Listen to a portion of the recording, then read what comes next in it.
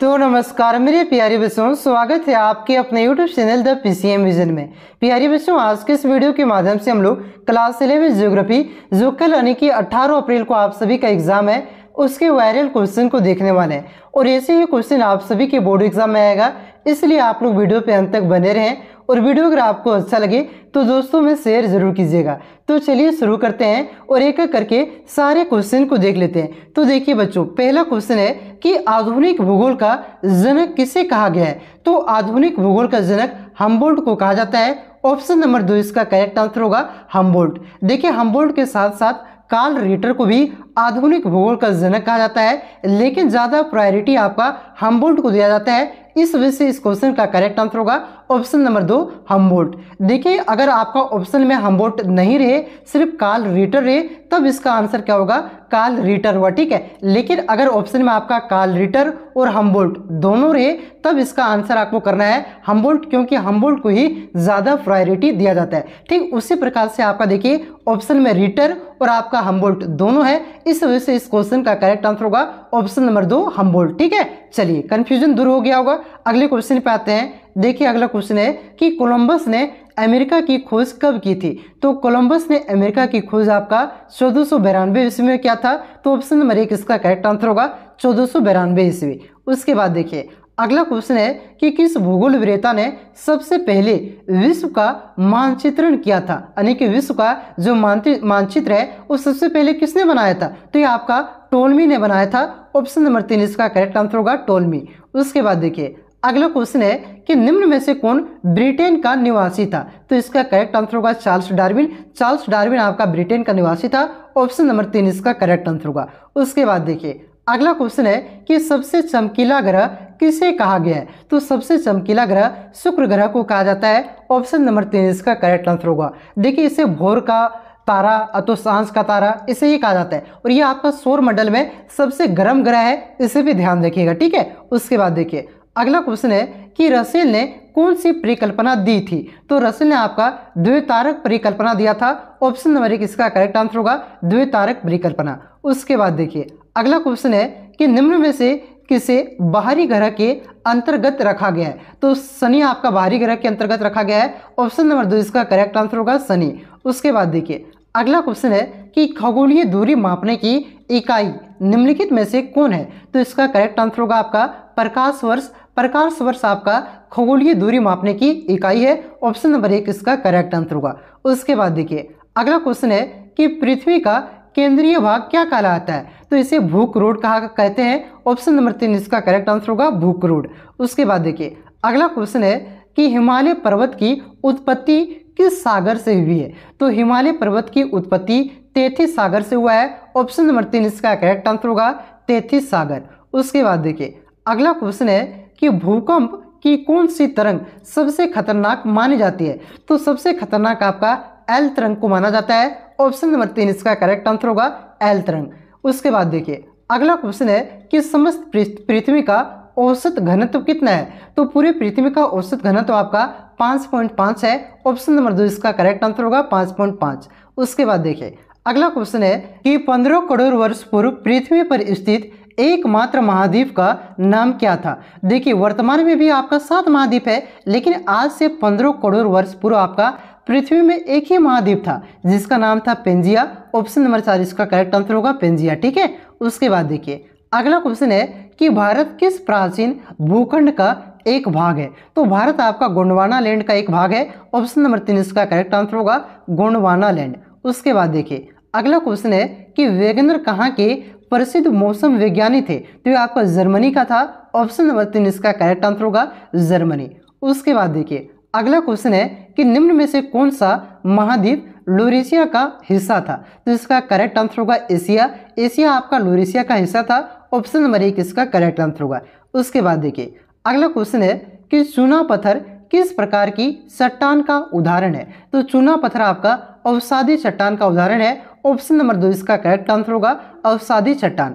उसके बाद देखिए अगला क्वेश्चन है कि निम्न में से कौन चट्टान में बहुमूल्य धातुएं पाई जाती है। तो ये आपका अग्नायी चट्टान में पाया जाता है। ऑप्शन नंबर 1 इसका करेक्ट आंसर होगा अग्नायी चट्टान, इसमें आपका बहुमूल्य यानी कि कीमती धातुएं पाई जाती है। ठीक है, ऑप्शन नंबर 1 इसका करेक्ट आंसर होगा।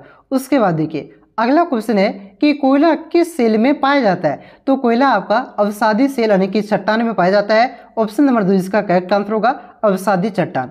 उसके बाद देखिए अगला क्वेश्चन है कि स्लेट किसका रूपांतरित रूप है? तो स्लेट आपका करेक्ट आंसर होगा सेल का रूपांतरित रूप है। ऑप्शन नंबर 3 इसका करेक्ट आंसर होगा। उसके बाद देखिए अगला क्वेश्चन है कि चट्टानों के विभिन्न खनिजों का जल में घुलने की प्रक्रिया क्या कहलाती? तो इसे विलयन कहते हैं। ऑप्शन नंबर 3 इसका करेक्ट आंसर होगा विलयन।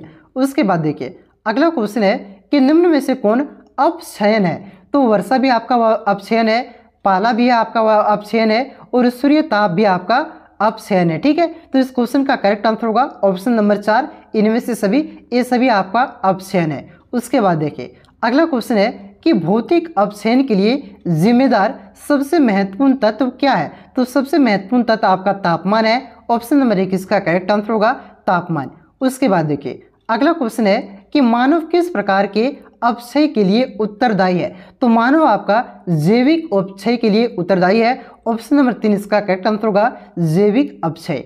उसके बाद देखिए अगला क्वेश्चन है कि वायुमंडल में सर्वाधिक मात्रा में कौन सी गैस पाई जाती है? तो सर्वाधिक मात्रा में आपका नाइट्रोजन पाया जाता है, जो लगभग आपका 78.8% के आसपास है। ठीक है, तो इस क्वेश्चन का करेक्ट आंसर होगा ऑप्शन नंबर 1 नाइट्रोजन।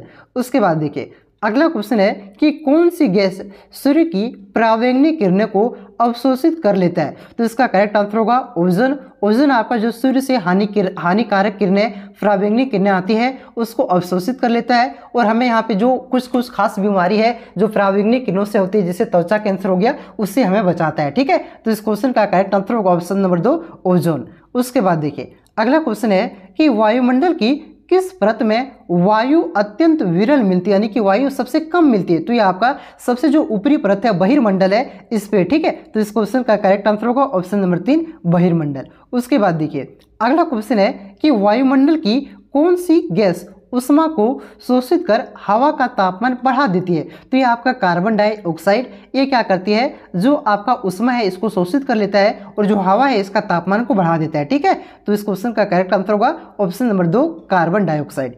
उसके बाद देखिए अगला क्वेश्चन है कि हिमपात मुख्यतः किस क्षेत्र में होता है? तो हिमपात मुख्यतः आपका पर्वतीय क्षेत्र में होता है। ऑप्शन नंबर 2 इसका करेक्ट आंसर होगा पर्वतीय क्षेत्र। उसके बाद देखिए अगला क्वेश्चन है कि निम्न में से कौन सी वर्षा चक्रवात के कारण होती है? तो चक्रवाती वर्षा आपका चक्रवात के कारण होता है, इसलिए इस क्वेश्चन का करेक्ट आंसर होगा ऑप्शन नंबर 2 चक्रवाती वर्षा। उसके बाद देखिए अगला क्वेश्चन है कि ओस का निर्माण मुख्यतः किस ऋतु में होता है? तो ओस का निर्माण आपका शीत ऋतु में होता है भैया, ठंडक दिनों में जो कुहासा गिरता है। ठीक है, देखिए घास में देखिए पानी टाइप करता है, उसी को क्या कहते हैं, ओस कहते हैं। ठीक है, तो इस क्वेश्चन का करेक्ट आंसर होगा ऑप्शन नंबर 3 शीत ऋतु। उसके बाद देखिए अगला क्वेश्चन है कि वर्षा का मापक क्या है? तो वर्षा को सेंटीमीटर में मापते हैं, इसलिए इस क्वेश्चन का करेक्ट आंसर होगा ऑप्शन नंबर 3 सेंटीमीटर। उसके बाद देखिए अगला क्वेश्चन है कि अम्लीय वर्षा किस कारण से होता है? तो अम्लीय वर्षा फैक्ट्रियों से निकलने वाले धुएं के कारण होता है, इसलिए इस क्वेश्चन का करेक्ट आंसर होगा ऑप्शन नंबर 1 फैक्ट्रियों से निकले धुएं। ठीक है, देखिए जो अम्लीय वर्षा होता है आपका, ये आपका सल्फर डाइऑक्साइड और जो आपका नाइट्रोजन ऑक्साइड है इसके कारण होता है, ध्यान रखिएगा। उसके बाद देखिए अगला क्वेश्चन है आपका कि क्षेत्रफल की दृष्टि से भारत का सबसे छोटा राज्य कौन सा है? तो क्षेत्रफल की दृष्टि से भारत का सबसे छोटा राज्य आपका गोवा है। ऑप्शन नंबर 1 इसका करेक्ट आंसर होगा गोवा। अगर जनसंख्या की दृष्टि से पूछे तो जनसंख्या की दृष्टि से भारत का सबसे छोटा राज्य सिक्किम है, ध्यान रखिएगा। सबसे कम जनसंख्या आपका सिक्किम का है और सबसे ज़्यादा जनसंख्या अगर पूछते तो उसे भी याद रख सकते हैं, सबसे ज़्यादा जनसंख्या किसका है भैया, यूपी का है, जो हाल फिलहाल अभी चर्चा में चलती है। ठीक है, एनकाउंटर वाला चर्चा में। चलिए अगले क्वेश्चन पे आते हैं। तो इस क्वेश्चन का करेक्ट आंसर होगा ऑप्शन नंबर 1 गोवा हो जाएगा। क्षेत्रफल की दृष्टि से आपका भारत का सबसे छोटा राज्य गोवा है। ठीक है, उसके बाद देखिए अगला क्वेश्चन है कि पृथ्वी अपने अक्ष पर किस दिशा में घूमती है? तो ये आपका पश्चिम से पूर्व की ओर घूमती है। ऑप्शन नंबर 4 इसका करेक्ट आंसर होगा पश्चिम से पूर्व की ओर। ठीक है, तो ये मैंने आपका जो ज्योग्राफी का 40 VVIU वायरल क्वेश्चन था, ये मैंने आप सभी को करवा दिया।